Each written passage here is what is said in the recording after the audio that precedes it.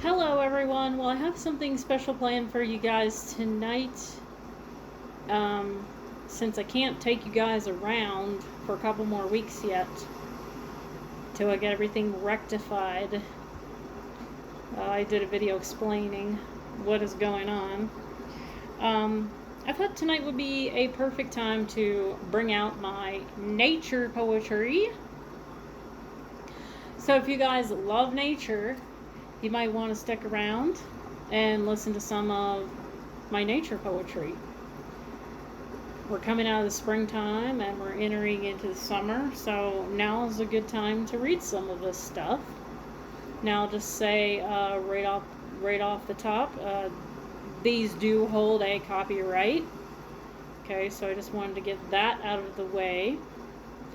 And I'm going to tell you guys a backstory because a lot of this poetry that I'm going to be reading to you was inspired while sitting in my hometown and experiencing some of the nature around me. Now, some of you know, but some of you might not know, that I am from the East Coast originally. I'm from the state of Maryland, from a little town called Cumberland, and it is in western Maryland, about 3 hours from Baltimore, 3 hours from Washington, D.C., and there was a lot of beauty in my hometown, even though Colorado is absolutely beautiful, and I love it here, and there's no other place I would rather live. At the same time, there was also a lot of beauty where I'm from, and I'd like to share some of that with you guys tonight. So,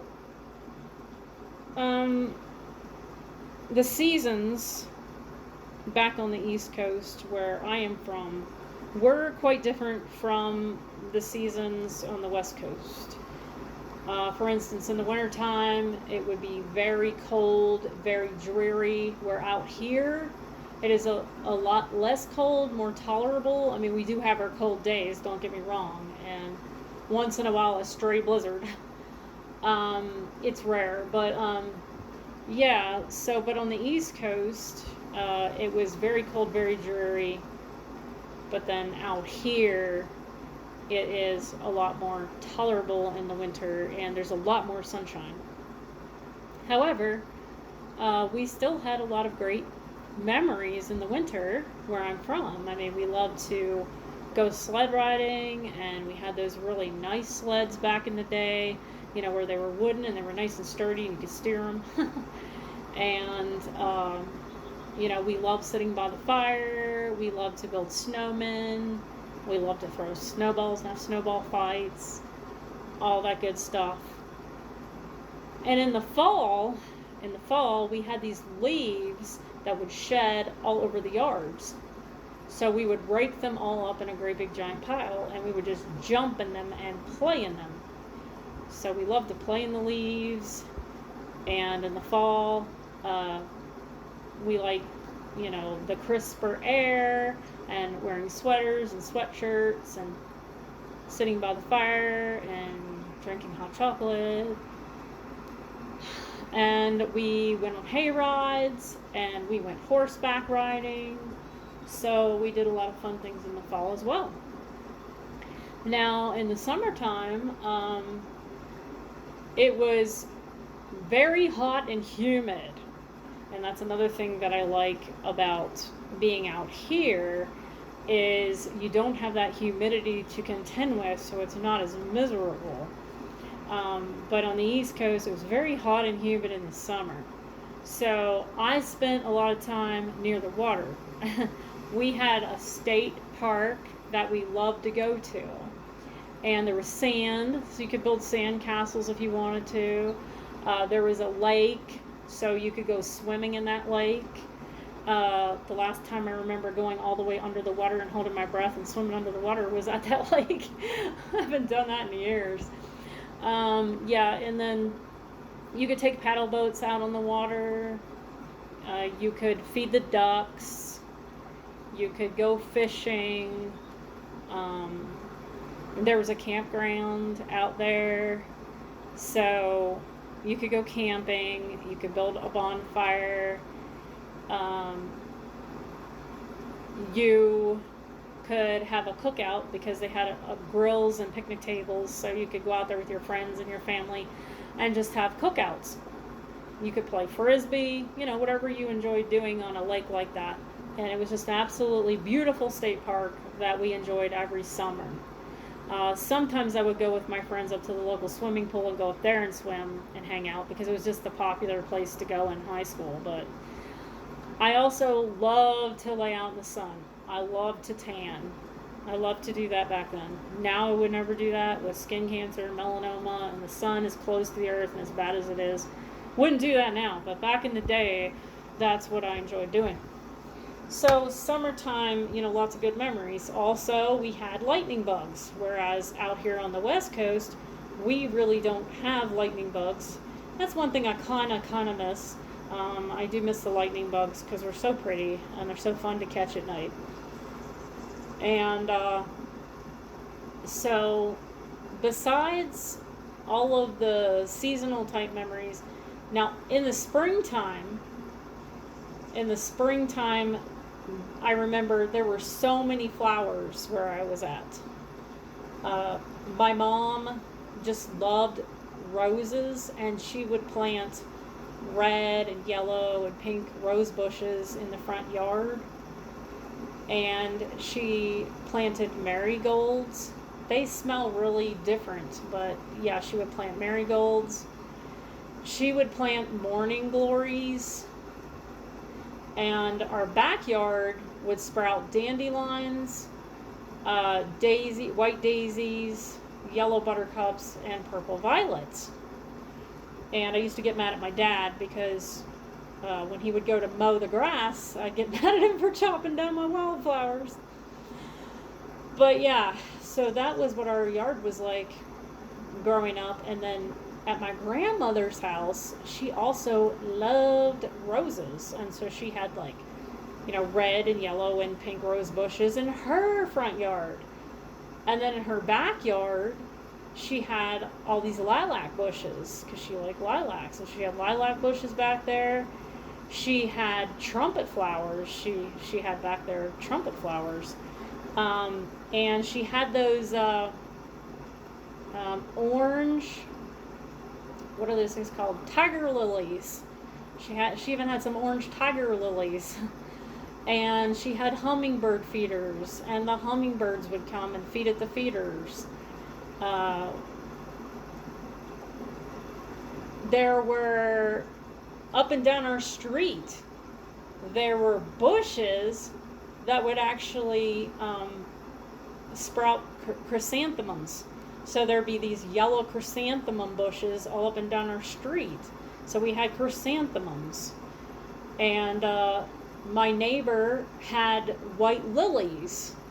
And she had tulips. She absolutely loved tulips. That's my favorite flower. And she would plant, red and yellow and pink tulips. And she would also plant black ones. And they're called Queen of Night. And actually, they're my actual favorite. My favorite tulip is the Queen of Night. It's black, it's velvety, it's really cool looking when you see them growing. So, there were places where Queen Anne's lace would actually grow. Queen Anne's lace. Out in Missouri, we lived out in the country in a log cabin, and we had, I just thought I'd mention Missouri a little bit because I have some nature memories from there too. Out in Missouri, we had hummingbird feeders, and the hummingbirds would just zoom right around your head. It was so cool. It was so magical. It was really neat. And we would build a bonfire almost every night, and you were just out under the open stars, and so you could see just about every star in the constellation.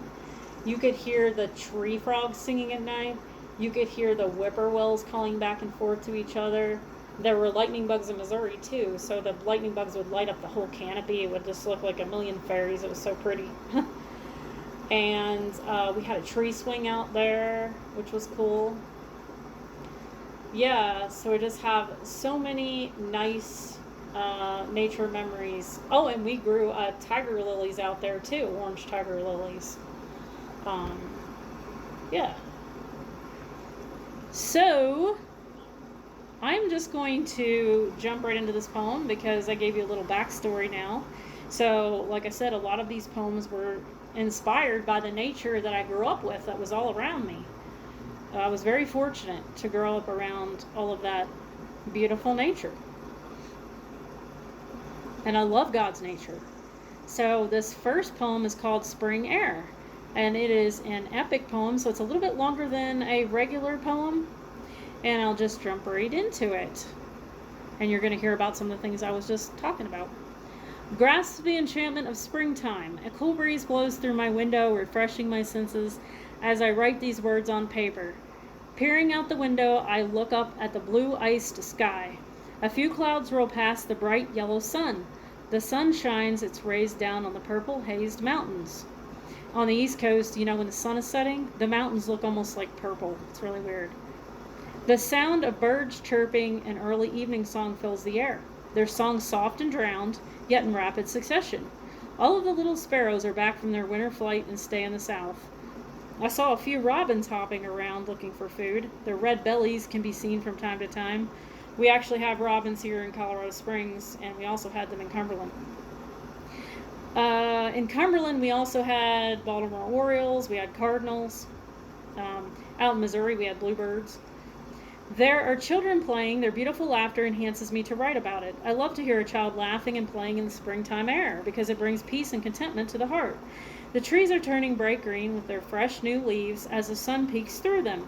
Several butterflies fly through the air, one black and blue, one monarch, and one red with spots, catch my eye as they land on soft-petaled flowers. A lot of flowers are around in the springtime, such as, and so we had a lot of butterflies in Cumberland too. The blue and black ones are my favorite. They're my favorite. But there's also like orange monarchs, and there was this other butterfly that came around from time to time that looked almost like red and black.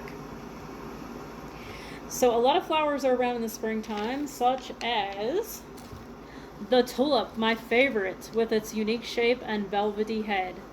Also, the dandelions all over my backyard. They make a dress of yellow for the bright green grass. Queen Anne's lace grows in the fields, as white as a bride's wedding gown. Buttercups hide in the grass in their yellow hue. Tiny white daisies and purple violets blow in the wind. Bright orange marigolds align gardens and send through the air their strange but unique aroma. All one has to do to see the bright yellow bushes of chrysanthymums is to take a walk down a street. They're everywhere. Some yards carry bright red and pink rose bushes, the petals of the roses, so soft and delicate to the touch, and smooth as silk. If you get lucky, you may even catch some white lilies in their dresses proudly reaching toward the sky, and their fresh ivory aroma like that of ivory soap arousing the senses. Sometimes a pair of lady slipper can be seen and appear as if it was dancing in its pink attire. Even some yards have beautiful bright red dogwood trees in full bloom. Other than the aggravation of a bee or a gnat buzzing around, everything is peaceful, calm, and serene. And nothing better to close a beautiful day but a beautiful sunset. A pink sunset with gray intertwined glows over the horizon. A beautiful reminder that God is with us. Hope you guys enjoyed that, and I'll be on with another one.